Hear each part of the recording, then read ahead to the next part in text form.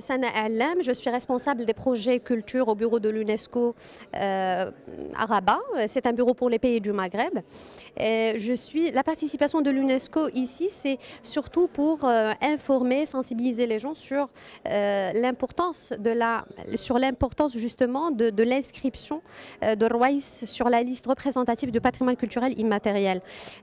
Rouaïs, on considère que c'est un patrimoine culturel immatériel. Pourquoi? Parce qu'il fait partie justement des domaines du patrimoine culturel immatériel tels qu'ils sont mentionnés justement sur la Convention de 2003.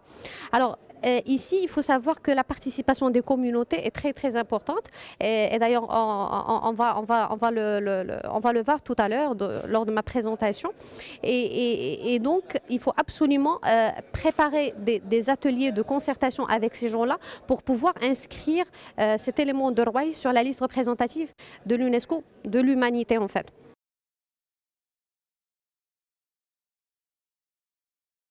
Alors pour l'UNESCO, c'est très très important. Comme on est basé à Rabat et c'est un bureau pour les pays du Maghreb, notre rôle c'est vraiment d'informer et de sensibiliser non seulement les institutions, mais aussi les communautés qui sont détentrices de ce patrimoine culturel immatériel, de l'importance de les inscrire justement sur la liste du patrimoine culturel immatériel.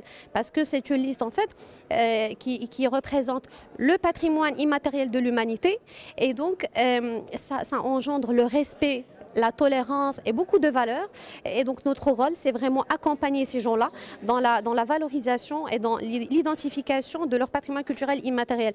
Je dis bien la valorisation, l'identification, la promotion.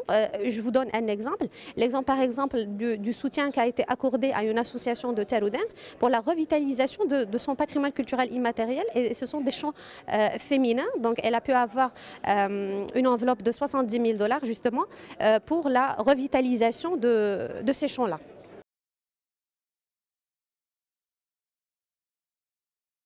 Alors cet accompagnement, on a vu avec l'Ondzwa, parce qu'on a en fait une convention qu'on a signée avec l'Ondzwa et ça consiste de deux volets, le volet sciences mais le volet culture et surtout tout ce qui est patrimoine culturel immatériel.